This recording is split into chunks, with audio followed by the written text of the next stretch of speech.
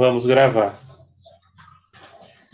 Então, este conteúdo está sendo gravado a partir do presente momento e vai ficar disponível para todos através de link no YouTube. Bem, pessoal, hoje a gente vai falar um pouquinho sobre o nosso projeto de extensão. Primeiramente, eu vou atualizar vocês sobre algumas coisas, mas o principal assunto aqui vai ser sobre a questão dos refugiados e da lei de imigração. Inclusive, é uma temática muito nova, é uma temática, as pessoas não sabem, por exemplo, o que é refugiado, de acordo com as normas brasileiras, quais são os direitos que os refugiados têm, tá? Mas antes da gente começar essa parte de exposição, eu queria falar um pouco com vocês sobre a nossa perspectiva, né? Em relação a nossa perspectiva em relação às atividades do nosso projeto. Veja só, pessoal, a gente teve conversando com o setor de eventos da ACES, e eles acham que não é viável a gente fazer um seminário em maio. Por quê? Mesmo que se volte às aulas em maio, a gente espera que sim, ficaria pouco tempo para organizar um evento. Então, eles sugeriram que a gente transferisse o evento seminário, viu? A simulação interna dá para a gente fazer, inclusive aqui, através do Google Meet. Aí a gente vai ver como é que vai ficar a questão. Em abril, a gente tinha passado, assim, data inicial para 22 de abril. Não foi isso? Foi 22 de abril que a gente tinha passado para fazer a simulação interna, só com a gente. Só com a gente dá para fazer até por aqui. Agora, realmente um evento não dá para fazer agora, e maio daria, só que como a gente está pensando um evento bem organizado e tal, ficaria pouco tempo para o pessoal se inscrever. E outra coisa, deixa eu explicar para vocês, mais ou menos o que o setor de eventos passou. O setor de eventos acha que a gente tem que cobrar, porque aí a gente vai custear a questão do prêmio, a gente vai oferecer R$ 200 por equipe de premiação para é, para as seguintes categorias: melhor paper position, melhor capacidade de oratória e melhor capacidade de articulação. E isso nos 2 painéis, tá certo? Então, a gente faria 2 dias à tarde painéis, à noite seminários com convidados externos, e também um dia seria para a gente fazer a apresentação de artigos científicos, inclusive para a gente fazer uma publicação, ou seja, receber artigos científicos sobre a temática dos refugiados. Então, seria um evento muito interessante, contando, percebam, com a parte de eventos, assim, com os eventos da ACES, o pessoal tá apoiando a gente. O custo, pessoal, não deve ficar um custo muito alto, viu? Eles ainda ficaram de passar a planilha para a gente, mas o custo realmente não deve ser muito alto. Mas assim, eu não tenho como adiantar para vocês, porque Juliana ficou de me repassar essa semana, mais ou menos dentro do que a gente está pensando. Então, o primeiro dia seria GTs, com a apresentação de artigos científicos sobre refugiados, nas mais diversas áreas, gente. Dentro daquela temática geral que a Acnur propõe, né, de abraçar a temática sobre refugiados. Então, primeiro dia, GTs com artigos científicos. No segundo e no terceiro dia, no período da tarde teria as competições, e no período da noite teriam as palestras com convidados internos e convidados externos. Esse evento vai ser organizado não só com o setor de eventos da ACES, mas também com o LAPRE. Inclusive, eu e Renan é que estamos organizando tudo. Mas realmente só vai dar para a gente fazer em agosto dessa forma que a gente quer fazer. Um evento grande, um evento bem organizado.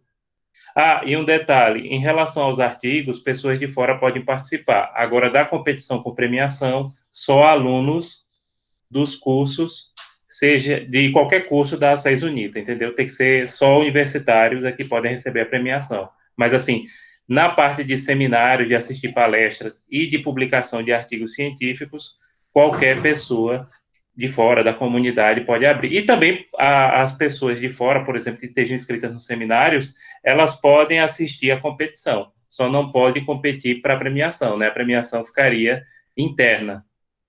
Entenderam? Alguém tem uma dúvida assim sobre a ideia geral do evento que a gente está pensando? Eu entrei agora. É o que vai ser em agosto?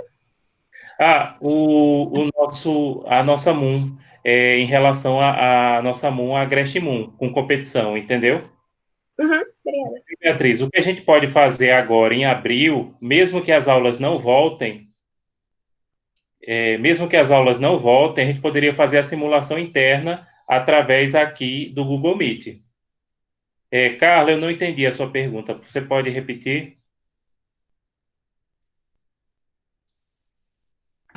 Se só o pessoal da SES poderá participar e concorrer a esses prêmios, ou se vai A, poder. premia a premiação, só os estudantes universitários da SES. Agora, assistir e mandar artigos, qualquer pessoa da comunidade. É porque acho que você sabe disso, que essas premiações são para estudantes universitários e para estudantes secundaristas. Né? Você já participou de várias e acho que você já viu essa questão. Então, a premiação eu acho melhor a gente restringir só para os nossos estudantes. Agora, assistir palestra, assistir mesmo a competição e expor artigo científico, que é a publicação do artigo científico em anais de evento, aí a gente abre para a comunidade.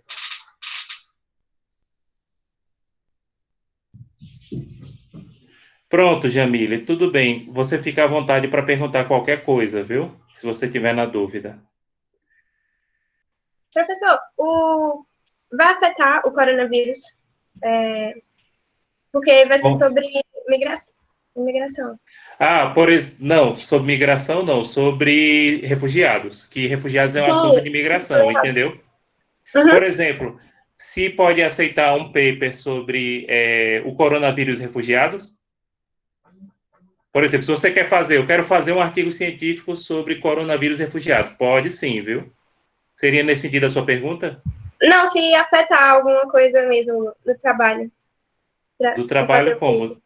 Ah, Tipo, por causa da situação agora, se tinha que ser atual ou só as leis que estavam valendo antes, essas coisas.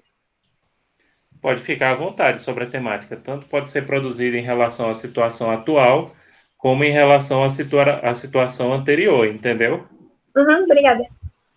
Pronto. Então, gente, o evento grande nós vamos fazer só em agosto.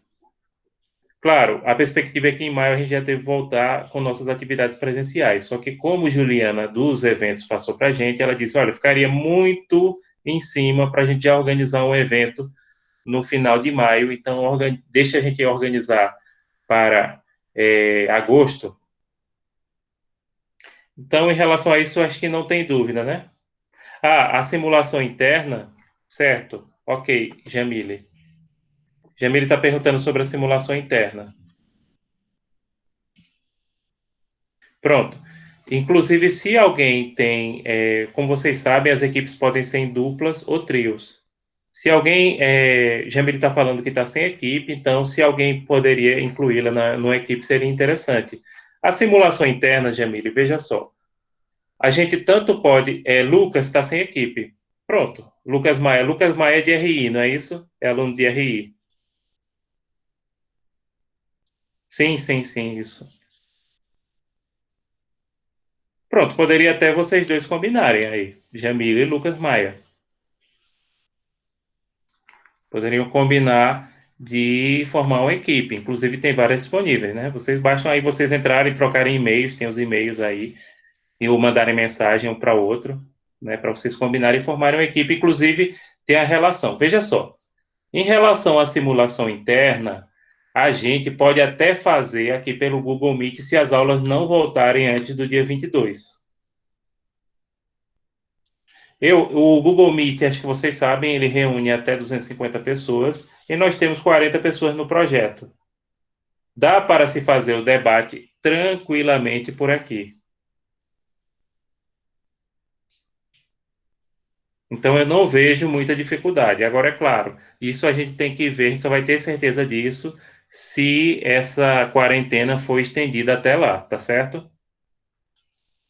Enquanto isso, a gente vai se preparando A gente vai passando para vocês informações, até porque, pessoal, a gente também não tem que esquecer que esses encontros presenciais online são formas até da gente manter ocupado, de estar trabalhando, de poder oferecer para vocês uma ocupação nesses dias que são difíceis para todos nós. E que, inclusive, se a gente não se cuidar, isso aí pode gerar prejuízo da saúde mental de todos, né? Do professor também, viu, gente? Professor também, não tenho dúvida disso. O que eu estou gostando é justamente porque a gente está podendo trabalhar e prosseguir usando essas ferramentas online. Bem, pessoal, agora, alguém tem mais alguma pergunta? Não? Pronto, agora eu vou apresentar para vocês sobre a questão da migração, da legislação brasileira de imigração e sobre refugiados. Esse material, ele vai ficar disponível no Google Classroom no nosso projeto. Inclusive, pronto, vamos passar agora para os slides. Alguém não está enxergando? Ah, desculpa, não estão, com certeza. Deixa eu olhar aqui.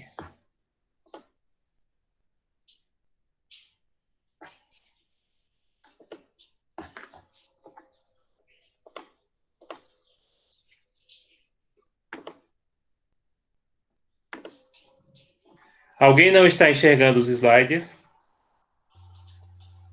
Não, tá tudo certo. Beleza, obrigado, gente. Então, vamos falar um pouquinho sobre a nova lei de imigração e os refugiados no Brasil.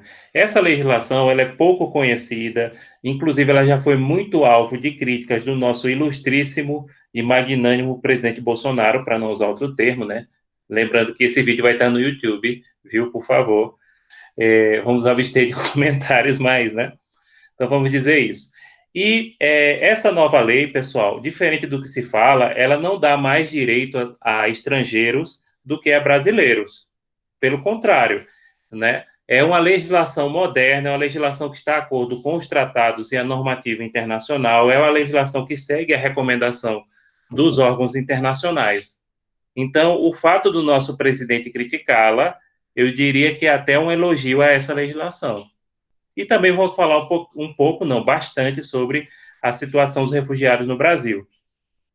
Então, essa nova lei de imigração, ela é a Lei 13.455 de 2007, ela substituiu o Estatuto do Estrangeiro, que é a Lei 6815/1980. Esse Estatuto do Estrangeiro, gente, ele foi elaborado pela ditadura militar, era uma legislação muito autoritária, inclusive, pouca gente sabe, mas o Estatuto do Estrangeiro, ele permitia que um estrangeiro no Brasil fosse deportado, mesmo que ele participasse, por exemplo, se o estrangeiro quisesse participar de uma passeata pacífica, sem ter violência, sem nada. Porque esse Estatuto do Estrangeiro, ele olhava o estrangeiro como um inimigo. Então, se o estrangeiro participasse de uma manifestação política no Brasil, isso já era motivo suficiente para ele ser deportado.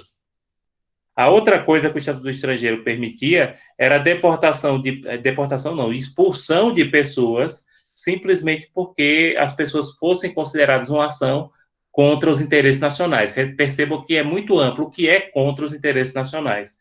Então, a legislação da época da ditadura era muito marcada pelo autoritarismo, e essa nova lei de imigração, ela adequou a legislação brasileira aos tratados internacionais sobre direitos humanos, fazendo o controle de convencionalidade e também aos próprios dispositivos da Constituição Federal de 88, né, que trouxe a democracia para o nosso país. Então, de acordo com essa nova norma, imigrante é todo estrangeiro ou apátrida, e uma coisa que eu queria chamar a atenção de vocês é que a lei de imigração, ela tem uma preocupação especial em proteger os apátridas, que são aquelas pessoas que não têm nacionalidade. E imigrante é toda pessoa que se estabelece, seja nacional de outro país ou apátrida, temporário ou permanentemente no Brasil. Por sua vez, os visitantes não têm pretensão de estabelecer no território nacional. Essa legislação, ela diferencia imigrante de visitante. Visitantes são aquelas pessoas que não visam se estabelecer no Brasil, só vêm, por exemplo, para fins de turismo, para um curso de curta duração. Já o imigrante é aquele que quer se estabelecer. Pode ser num determinado prazo ou permanentemente dentro do Brasil. Essa nova lei de imigração, pessoal, ela estabeleceu muitas garantias para os estrangeiros. e inúmeros princípios para reger a política migratória brasileira. Por exemplo, a questão da universalização dos direitos humanos. Direitos humanos vale para todos, viu? Para brasileiros, para os estrangeiros, porque é importante mencionar isso, porque vocês não esqueçam daquele lema que a gente vê, principalmente com o pessoal da extrema-direita no Brasil. Direitos humanos só para humanos direitos. Não, os direitos humanos são universais, eles valem para qualquer pessoa que seja humana. O repúdio à xenofobia, o princípio da acolhida humanitária, o acesso a programas e benefícios sociais. Isso aí, inclusive, eu queria falar essa questão do acesso a programas e benefícios sociais, porque até o próprio pessoal da OAB Caruaru tinha dúvida sobre isso. Por exemplo, refugiados, na nossa cidade nós temos encontrado, inclusive, muitos refugiados venezuelanos pedindo esmolas nos sinais. Eu acho que todos vocês já viram isso, aqueles que são de Caruaru, aqueles que são de cidade da região. Essas pessoas, elas teriam direito a acesso a programas e benefícios sociais, como, por exemplo, Bolsa Família? Com certeza. A nova lei de imigração é expressa, ela garante que esses estrangeiros, caso tenham necessidade, tenham acesso aos programas e benefícios sociais que os brasileiros também possuem. A questão da não criminalização da migração, o direito à reunião familiar. Então, se uma pessoa chega no Brasil e se legaliza, ela pode pedir para que os seus familiares, seu dependente, a esposa, os filhos, sejam trazidos com o Brasil, sejam trazidos para o Brasil, e o diálogo social nas políticas imigratórias com instituições da sociedade civil, como as ONGs, como as instituições religiosas, por exemplo. Quando se fala em diálogo social, é para fazer um trabalho conjunto, por exemplo, com ONGs, com entidades da sociedade civil, como a própria OAB, inclusive criou uma comissão e elogiou a OAB nesse sentido, para trabalhar no auxílio aos refugiados. Bem, vistos no Brasil. Visto é um documento que dá a seu titular a expectativa de ingresso no território brasileiro, conforme a Lei de Imigração, artigo 6º. Pessoal, visto não gera direito adquirido. Visto, não só no Brasil, mas em qualquer lugar do mundo, ele só dá expectativa de direito. Ou seja, a pessoa pode ser admitida no território que emitiu o visto ou não. Não há uma obrigação do fato de você ter um visto válido, isso não gera obrigação do Estado de admitir a pessoa. Sim, pessoal, qualquer pergunta que vocês possam fazer nesse momento que eu estou apresentando, façam através de áudio, e vocês podem interromper em qualquer momento. Por quê? Porque como eu estou apresentando o slide, na minha tela eu não vejo o chat, tá certo? Espécies de visto na nova lei de imigração. Então, a gente tem o visto de visita, que é, por exemplo, para turistas, não dá direito a trabalho. O visto temporário pode dar direito a trabalho se a pessoa foi contratada do estrangeiro para trabalhar aqui numa coisa específica, como, por exemplo, um professor visitante de uma universidade, um artista que vem fazer um show. O visto diplomático, que é para diplomatas estrangeiros, né? O visto oficial para autoridades de governos estrangeiros. O visto de cortesia. Esse visto de cortesia geralmente é dado para celebridades que não vêm a serviço no Brasil, às vezes não, e também em casos que se quer dar uma cortesia, tal. Repare que no Brasil não existe mais o visto de trânsito. Eu acho que alguns de vocês já devem ter ouvido falar de visto de trânsito, que é aquele visto que você tem para ir para um país fazer uma conexão de um avião. Por exemplo, se a pessoa for para o Japão via Estados Unidos, precisa ter um visto de trânsito para esperar fazer uma conexão nos Estados Unidos para pegar. Apesar que hoje em dia todo mundo vai por Dubai, a maioria dos que vão para o Japão. Mas assim, só para citar um exemplo para vocês. A nova lei de imigração passou a denominar o visto permanente de autorização de residência, né? Essa autorização de residência, ela pode ser concedida nos seguintes casos: para quem se dedica à pesquisa, ao ensino, à extensão, à acolhida humanitária, a questão de trabalho, reunião familiar, pessoas que perderam a nacionalidade brasileira, refugiados, apátridas, asilados, vítimas de tráfico de pessoas, etc. Então, no Brasil não se chama mais visto permanente, chama-se autorização de residência, vale, em média, 5 anos, a média não, ele vale 5 anos e você pode renovar. Onde é que se renova essa autorização de residência? Na Polícia Federal. Inclusive, por exemplo, se tem um estrangeiro aqui em Caruaru, ele tem que dar entrada na Polícia Federal, a Polícia Federal encaminha ao Ministério da Justiça. Segundo a lei de imigração, não vai ser concedido visto quando o requerente não preencher as condições para sua concessão, ocultar condições impeditivas, um menor de 18 anos acompanhado ou sem autorização dos responsáveis, além das hipóteses previstas para o impedimento da entrada no Brasil, que a gente vai ver já já. Uma coisa que foi bem interessante, eu achei também que foi um progresso trazido pela lei de imigração, foi que sempre que a autoridade brasileira negar um visto, ela tem que justificar por quê. Porque, por exemplo, outros países como os Estados Unidos e mesmo o Brasil, na época do Estado do Estrangeiro, se o visto for negado, não precisaria justificar. Agora, não. Sempre que houver uma negativa de visto, mesmo não sendo obrigatória a concessão do visto e o visto não gerando direito adquirido, se o visto for negado, é preciso que seja justificado por quê. Isso é para não haver arbitrariedade.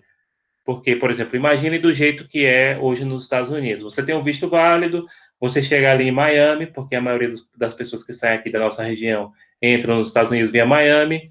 Aí o pessoal que está lá na polícia em Miami, na migração, ele não vai com a tua cara e diz, não, vou negar o seu visto. Você tem um visto válido, mas não é a oportunidade e conveniência do governo dos Estados Unidos, segundo a minha avaliação, de receber você. E você pode fazer o quê? Nada. Já no caso de Brasil e outros países, até a Espanha também, que se o visto for negado a entrada, você tem que justificar. Se aquela justificativa não ocorrer, você tem como buscar, inclusive judicialmente, uma medida. Por exemplo, teve um caso de uma moça que... Professor, Oi, pode perguntar. O senhor falou da Espanha, mas serve em todo o território da União Europeia ou apenas em cada país? É específico essa legislação? Eu acho que vale na União Europeia essa questão de você justificar a entrada. Por quê? Porque quem regulamenta a entrada das pessoas na União Europeia é o Acordo de Schengen de 1986. Ele estabelece as diretrizes gerais. O caso da Espanha é porque eu sei de um caso específico de uma pessoa, que era o seguinte, era uma moça que fazia doutorado na Espanha, uma brasileira, e ela chegou lá na Espanha, ela tinha passado as férias no Brasil, voltou para estudar, e chegou lá, o visto foi negado. E aí tinha que motivar, né? Justificaram que ela não tinha o seguro de saúde no momento, só que ela tinha. Aí o que ela fez? Ela ligou para o professor orientador dela, o professor orientador dela era advogado, ele ingressou com a ação na Espanha e ela pôde entrar.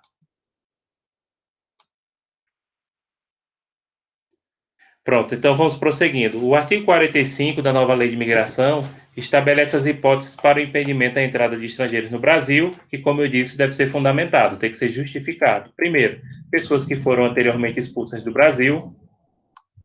Segundo, pessoas que são condenadas ou respondendo por crimes dolosos ou de terrorismo e genocídio, cujo nome tenha sido incluído em listagem de restrição de organizações internacionais. Por exemplo, se a pessoa estiver numa listagem na Interpol, com um mandado de busca e apreensão internacional. Quem tinha aqui no Brasil era Maluf, né? Acho que vocês já ouviram falar disso. Pessoas sem o devido documento ou com documentação irregular, por exemplo, se o visto não está adequado, a pessoa diz que vai trabalhar, mas a pessoa está com visto de turista, ou se o passaporte está vencido.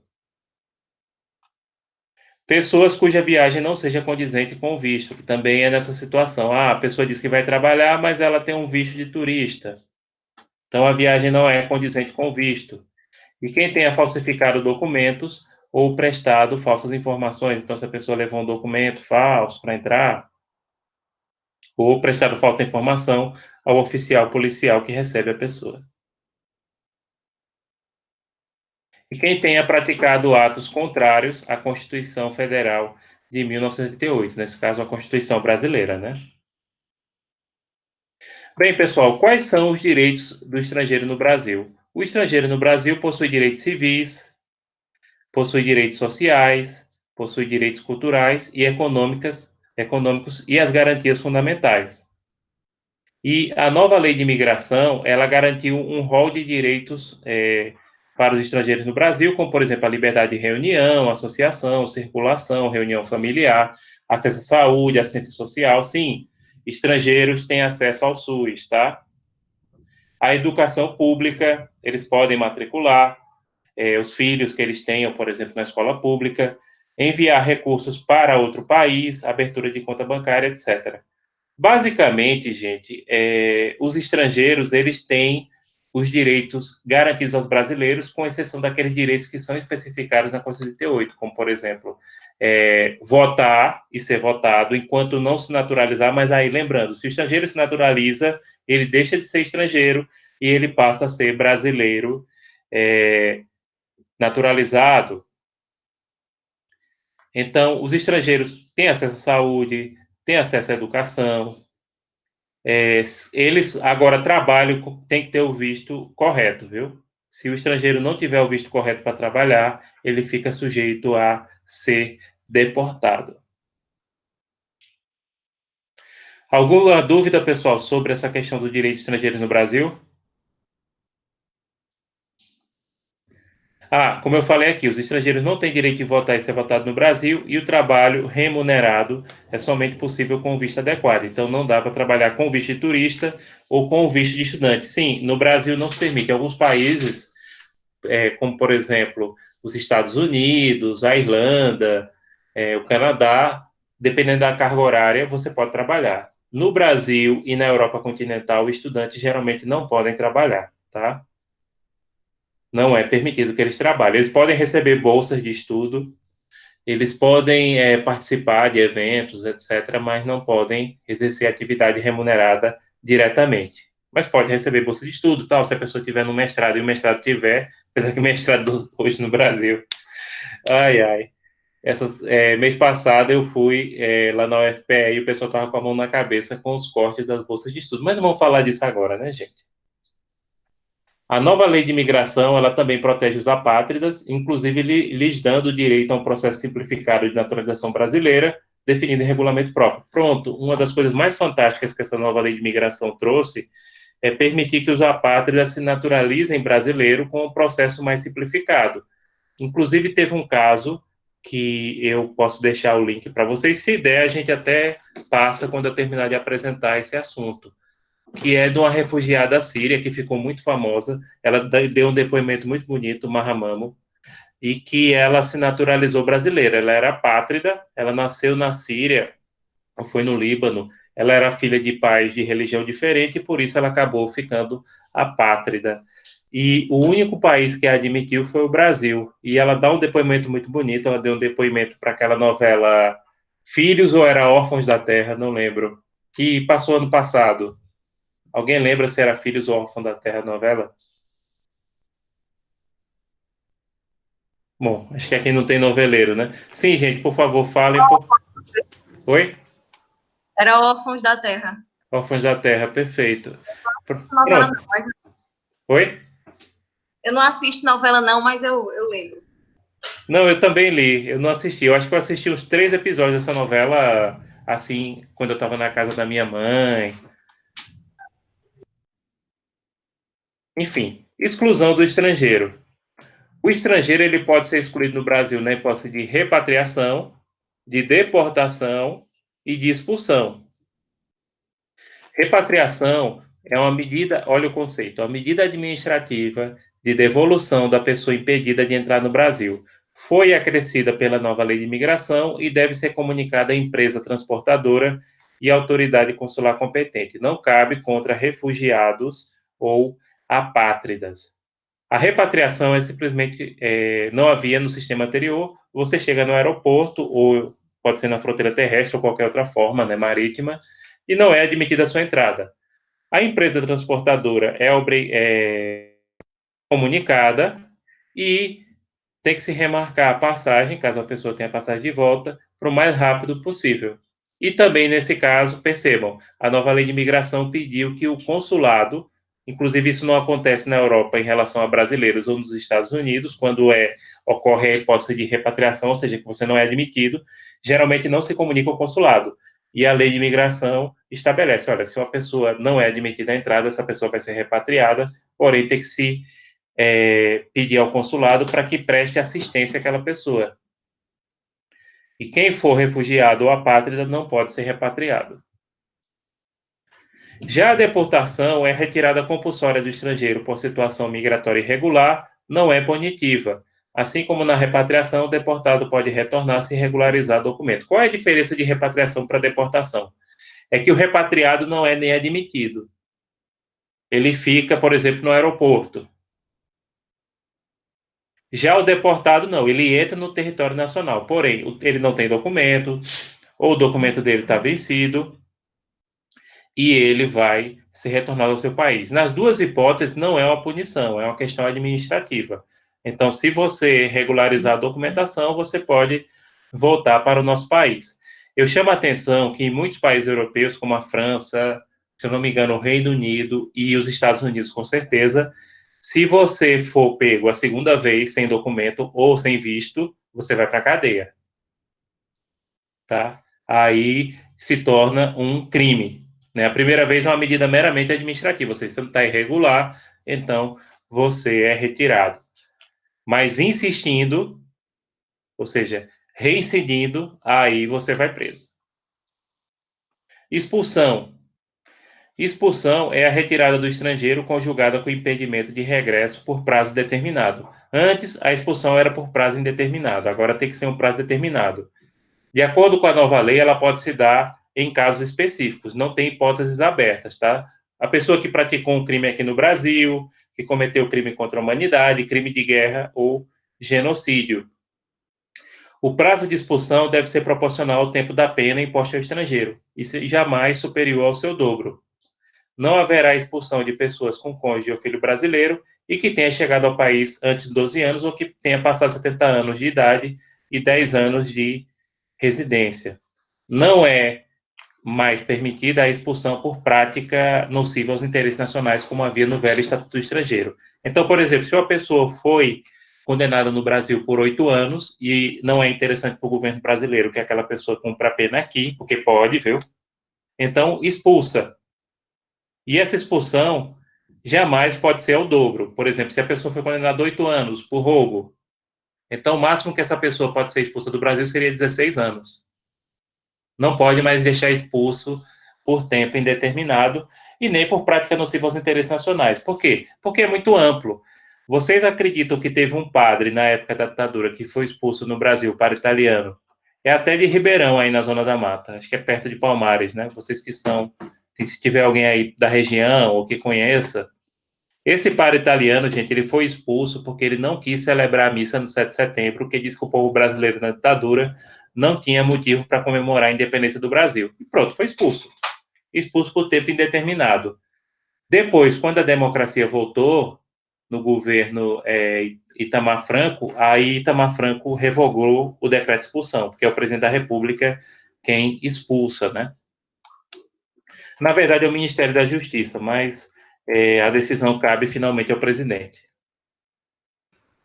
Professor, você poderia comentar um pouco do caso de César Battisti, que o atual presidente usou muito como palanque esse discurso da expulsão ou deportação dele? Ele acabou, exatamente. Ele foi o seguinte, a situação de Cesare Battisti. Cesare Battisti, ele cometeu atentados terroristas na Itália nos anos 70, ele fazia parte de uma organização de esquerda que praticava atos terroristas lá na Itália. Ele rodou por vários países e acabou aqui no Brasil.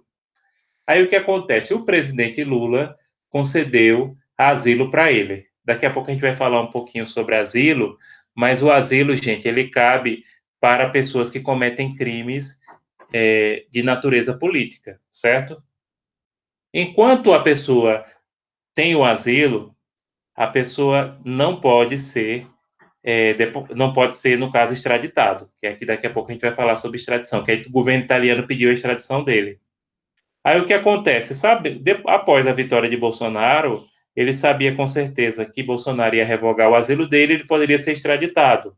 E aí ele correu para a Bolívia. Chegando na Bolívia, o governo boliviano o reteve e o entregou à Itália. Mas assim, não chegou, o governo brasileiro já tinha manifestado o interesse que é revogar o asilo e conceder-lhe extradição. E também tem uma coisa, se a pessoa tem asilo no Brasil, a pessoa não pode sair do país sem ter autorização das autoridades locais. Então, de todo jeito, o asilo dele seria revogado. Eu não sei se Bolsonaro teve tempo de revogar o asilo. Mas, assim, a concessão do asilo por Lula foi legal? Foi. Mas, por outro lado, seria interessante dar asilo para uma pessoa que realmente cometeu homicídios, homicídios através de terroristas? Eu não acho muito interessante, não.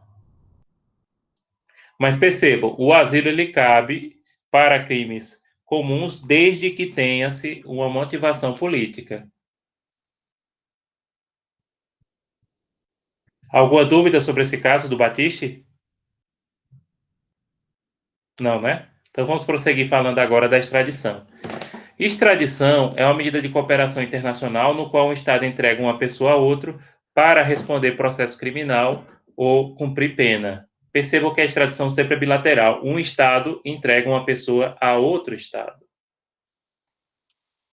Condições para a concessão da extradição conforme a nova lei de imigração. Primeiro, o crime tem que ter sido cometido no território do Estado solicitante ou sob sua competência.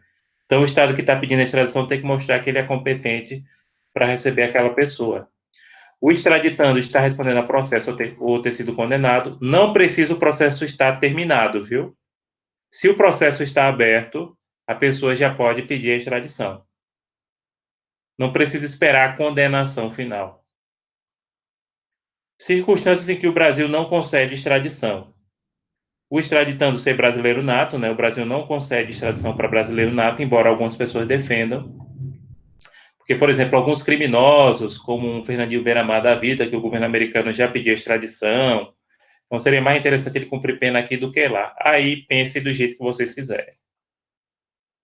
O fato não ser crime no país ou no estado requerente. Então, por exemplo, se está pedindo extradição de uma coisa que não é crime aqui no Brasil, por exemplo, que não é crime aqui no Brasil, incesto, se não houver violência, se não houver violência presumida contra o menor, não é crime, por exemplo, duas pessoas de parentesco muito próximo ter um relacionamento amoroso. Mas em alguns países, como a Alemanha, é. Mesmo que seja consensual e mesmo que as pessoas sejam maiores. Aí não seria extraditado se viesse aqui para o Brasil. A pena inferior a 2 anos, né? Porque vocês sabem que no Brasil essas penas muito pequenas cabem a medida alternativa, né? As penas alternativas. E o extraditando ter sido absolvido no Brasil pelo fato, no caso de competência comum. Crime político ou crime de opinião. Então, se a pessoa cometer um crime político, e o que seria o crime político?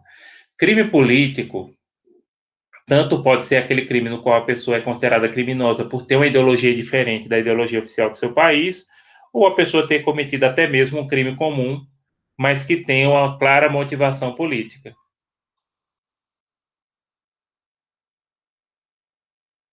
E o extraditando está sujeito a tribunal de exceção. O tribunal de exceção é aquele que não respeita os direitos humanos fundamentais. E o extraditando obter refúgio. Então, se ele obter refúgio, ele também não vai ser extraditado. Em caso de extradição para cumprimento da pena de morte ou prisão perpétua, essa deve ser comutada por prisão por 30 anos, conforme o artigo 96, inciso 3º, da Lei de Imigração. Por exemplo, se uma pessoa que foi condenada à pena de morte nos Estados Unidos fugir para o Brasil só extradita essa pessoa se o governo americano se comprometer a que ela cumpra até 30 anos de prisão lá.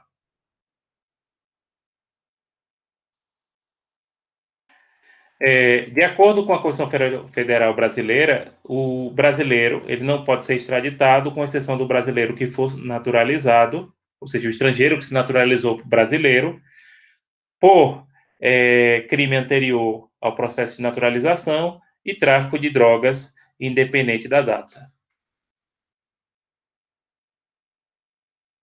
Pronto, gente, agora vamos falar de asilo e de refúgio.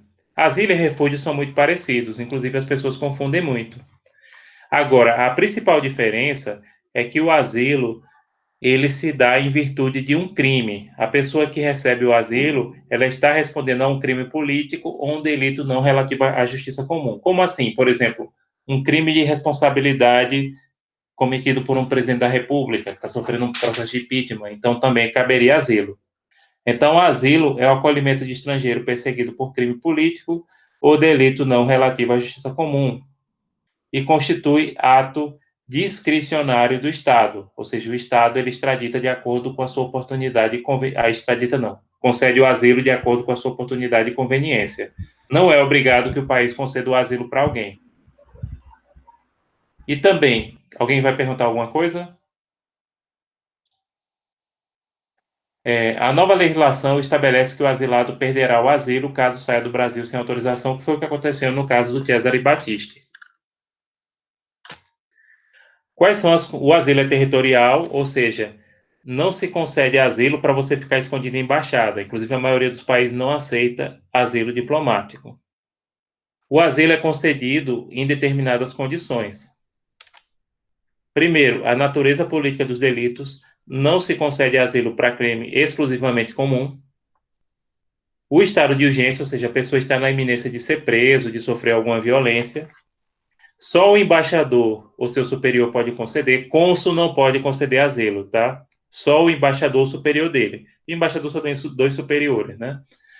O ministro das Relações Exteriores e o chefe de Estado ou chefe de governo, no caso do Brasil, o presidente da República.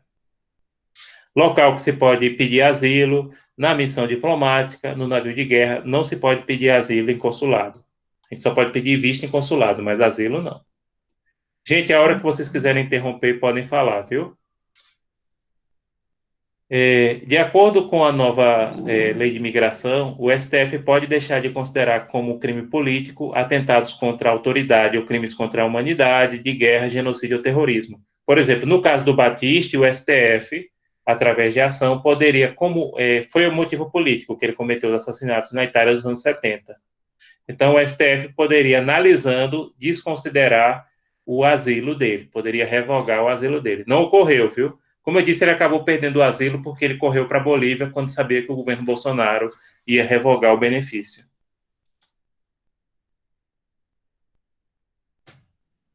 E o artigo 28 da nova lei de imigração define que não se considera asilo para crimes contra a humanidade, crimes de guerra, genocídio ou agressão, definidos no Estatuto do Tribunal Penal Internacional. Então, genocida, o governo brasileiro não vai mais conceder asilo. Asilo diplomático, né? É uma prática aqui da América Latina que se originou do direito costumeiro, é muito corriqueira na América Latina. A maioria dos países do mundo não aceita, é aquela circunstância que o asilado se refugia na embaixada. Tanto não aceitam, pessoal, que acho que todos vocês conhecem o caso do Julian Assange, né? Que vazou aquele segredo sobre o governo americano no processo do Wikileaks. Ele ficou na embaixada do Equador durante 7 anos. O governo inglês nunca aceitou a situação, porque a prática do asilo diplomático é típico da América Latina, e quando entrou um presidente no Equador que não ia mais com a cara dele, revogou o asilo e mandou a polícia inglesa buscá-lo. Mas acho que ele ficou uns 7 anos ali, viu?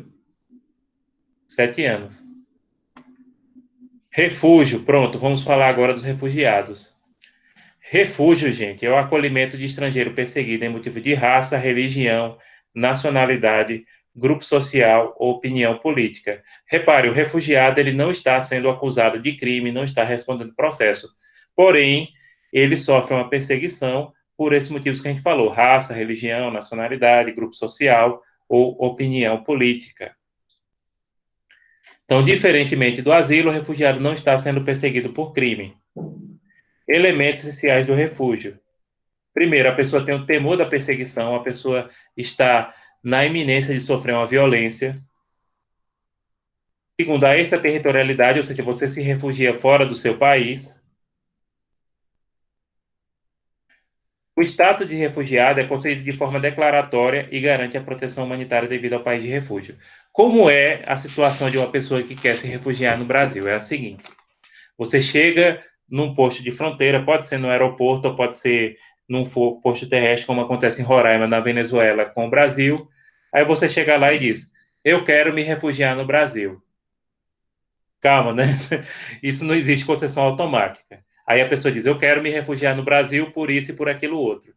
O oficial que receber a pessoa, geralmente é o policial federal, ele vai preencher um processo, vai pegar os dados da pessoa e vai encaminhar esse processo para o CONARE, que é o Conselho Nacional de Refugiados. O CONARE vai analisar e depois vai ver se concede ou não a qualidade de refugiado àquela pessoa. Enquanto a pessoa está esperando o processo ser analisado, é um processo administrativo. Ele é um conselho. A pessoa pode ingressar no Brasil, pode trabalhar, receber benefício social, etc. Inclusive, eu coloquei alguns dados, e daqui a pouco eu vou mostrar para vocês, em relação aos processos de refugiados aqui no Brasil. No Brasil, gente, existe uma lei específica para regulamentar a situação dos refugiados, que é a Lei 9.404/97, do governo Fernando Henrique, que permite a concessão de status de refugiado para pessoas que sofram graves violações de direitos humanos. Um detalhe bem interessante. Essa lei de 97, ela coloca o seguinte: se a pessoa sofre uma grave violação de direitos humanos, como, por exemplo, as pessoas na Venezuela, que tem um regime autoritário, que não estão tendo acesso a determinados direitos fundamentais, inclusive a alimentação, se você sofre grave violação de direitos humanos, aí você pode pedir o refúgio no Brasil. E criou o Conselho Nacional para Refugiados, que é o CONARE, que, como eu disse, ele analisa todos os pedidos. O problema é que, às vezes, demora. Eles estão até agilizando, viu? Daqui a pouco a gente pode mostrar uns dados aqui do próprio CONARE em parceria com a Acnur. O CONARE atua em parceria com a Acnur. E eles estão até bem rapidinhos para conceder. Então, não tem demorado tanto, não, mas demorava até 2 anos, para vocês terem ideia. Claro, enquanto a pessoa está esperando o resultado, a pessoa já poderia ser admitida no Brasil, inclusive trabalhar, receber benefício social, caso precise, porque, lembrando, nem todo refugiado precisa, por exemplo, ter um Bolsa Família. Às vezes a pessoa tem condições financeiras, mas a pessoa está chegando no Brasil justamente porque, pela situação de caos que o país se encontra, né? Seu país se encontra, como, por exemplo, sírios, etc. Então, os principais instrumentos jurídicos internacionais sobre os refugiados seria a Convenção relativa ao Estatuto dos Refugiados de 1951 e o seu protocolo de 66, essa é da ONU, e a Declaração de Cartagena dos Refugiados da OEA de 1984. Referências, sim, a Lei de Imigração, aqui tem a referência dela, depois desses slides vão estar disponíveis lá. Vocês podem olhar a Lei de Imigração, tem o link, e quem fala muito bem sobre isso é o curso de Direito Internacional Público do Valério Mausooli de Oliveira, muito bom, autor, e que eu sempre recomendo.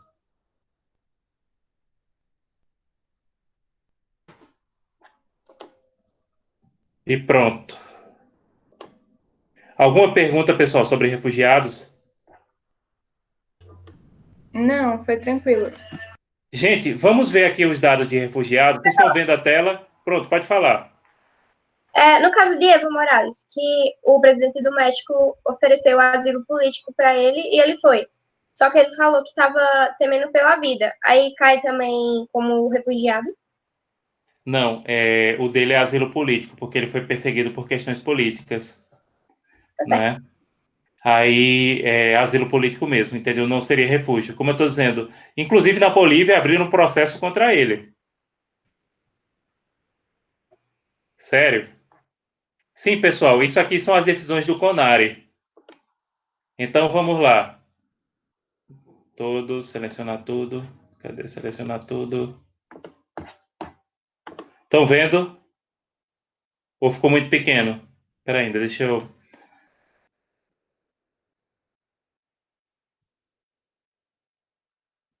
acessar informações.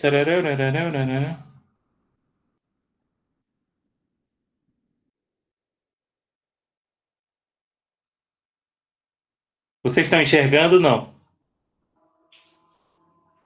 Por favor, respondam. Tá ruimzinho. Tá ruimzinho, tá pequeno, né? Tá.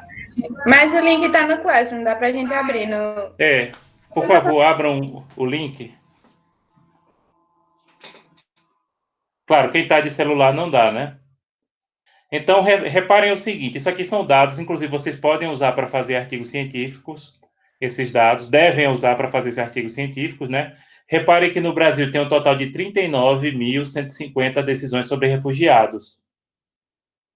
22.627 foram reconhecidos, 57% dos casos. 6.466 foram indeferidos. Outros casos encerrados, 9.974, 25%. E perda, que acho que teve questão de prazo ou falta de documento, 47%. Venezuelanos são 26.911, ou seja, 68% dos casos são venezuelanos. Do Senegal até me admirei, 3.134 casos, ou 8%. Do Haiti, 2.844, 7,3%. Da Síria, 1.018, perdão, ou seja, 2,6%. E aí segue, tem caso de Angola, de Cuba, da República Democrática do Congo. Em relação à faixa etária, a maioria, 20.956 dos refugiados aqui no Brasil são pessoas de 30 a 59 anos, 23 mil do sexo masculino. E os motivos? Aqui tem motivos de inclusão, ou seja, violação grave generalizada dos direitos humanos, 21 mil casos. Aí, em seguida, opinião política, grupo social, religião, só 58, raça, 32, nacionalidade, 24. Né? E o estado que é mais coisado, ó. O estado de solicitação das decisões, Roraima, com 18 mil casos, Amazonas, 7 mil, São Paulo, 4.564. E aqui, gente, inclusive nesse mapinha, vocês podem ver que realmente o grande foco é em relação à Venezuela, né? O maior número realmente é 68% dos refugiados no Brasil. Agora, reparem, diante desses dados, é possível afirmar que o Brasil enfrenta uma crise de refugiados? Não, né, pessoal? Porque a gente não chega a ter 40 mil refugiados no Brasil reconhecidos oficialmente. Então, dentro do quantitativo da nossa população, é mínimo. Para vocês terem ideia, países como a Alemanha acho que já está chegando perto de 1 milhão de refugiados, a Turquia tem vários milhões, o Líbano. Então, realmente, os refugiados, no Brasil não existe uma crise humanitária. Existem problemas locais, devido principalmente à omissão do governo federal. Mas, como em Roraima, de fato, Roraima é um estado pequeno, é um estado que não tem muitos recursos. Mas não há uma crise de refugiados no Brasil, porque a gente vê algumas pessoas falando como se o Brasil, por exemplo, fosse uma Alemanha que tivesse, em 90 milhões de habitantes, tivesse 1 milhão de refugiados. Não, não é isso. O Brasil tem um número pequeno de refugiados, né, comparado a outros países. Como vocês viram aqui, não chega a 40 mil refugiados no Brasil. Agora, muitos deles realmente estão em situação de vulnerabilidade, não estão tendo acesso aos seus direitos e, inclusive, até muitos advogados, a própria OAB já admitiu isso, e que bom que a OAB está trabalhando, inclusive, em parceria com a gente aqui da ACES. O pessoal de RI, inclusive, tem trabalhado diretamente no projeto da professora Manu, nessa linha global, com a questão da OAB. A gente também vai trabalhar agora nesse nosso evento com a OAB, e muitas vezes eles têm até dúvidas sobre os direitos dos refugiados no Brasil, porque, como vocês viram, a legislação é muito nova e essa legislação trouxe muitas novidades.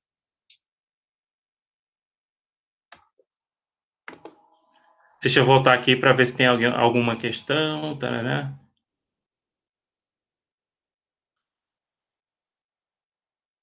Pronto, isso mesmo. Se alguém... Pronto, Rania perguntou se essa apresentação em PowerPoint vai estar disponível. Sim, tanto a apresentação quanto o nosso encontro que eu estou gravando, eu vou colocar um link no YouTube. Quem mais? Tem alguma pergunta? Oi, pode falar. Licença. A questão do paper, que o senhor falou que ia explicar na próxima aula como funcionaria. Você poderia explicar agora? Pronto. Diante do horário, vamos deixar para a semana que vem, Claudiele? Tá certo. Tá certo? Porque já vai dar 5 horas, né? Tinha estabelecido 1 hora de encontro. Agora, para encerrar, alguém tem mais alguma pergunta? Não. Pronto. Para encerrar, vamos ver a Mahamamo, né, falando. Vamos ver se vocês conseguem enxergar por mim, senão eu posto, se vocês preferirem, eu posto no link na página do projeto. Dá para enxergar.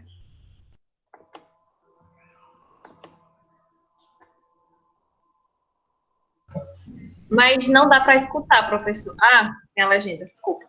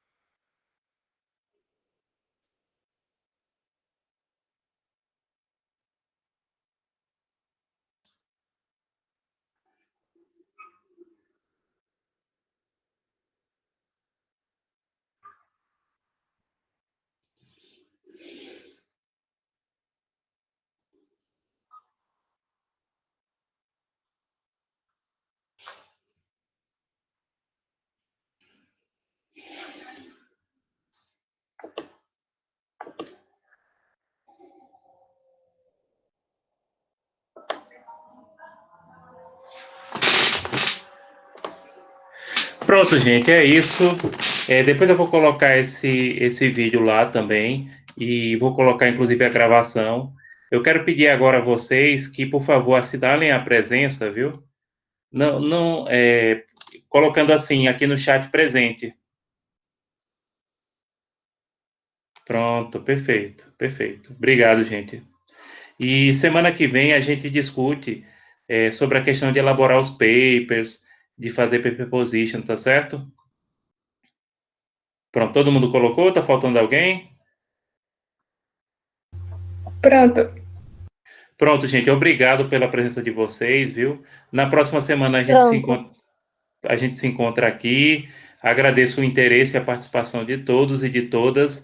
E semana que vem estaremos aqui falando sobre a questão de elaborar paper position, de pesquisar, tá certo?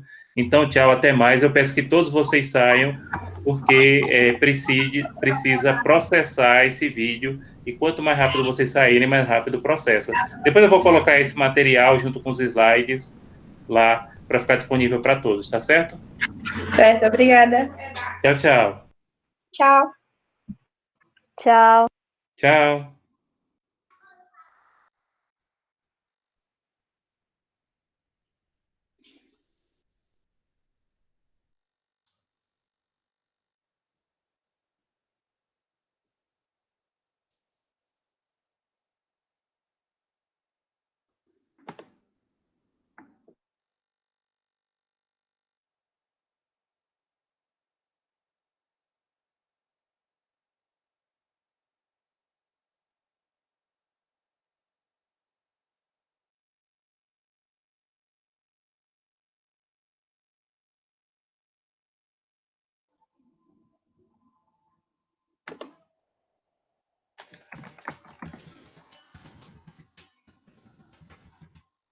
Sou eu.